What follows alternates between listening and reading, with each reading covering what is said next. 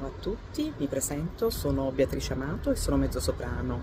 Sono originaria di Salerno e dal 2019 vivo e risiedo a Bologna, dove ho frequentato l'Accademia della Scuola dell'Opera del Teatro Comunale.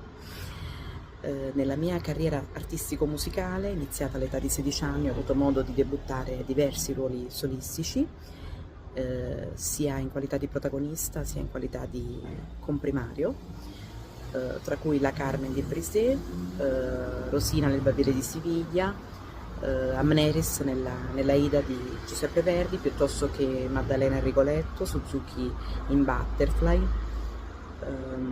Cherubino nelle Nozze di Figaro, Dorabella in Così fan tutte.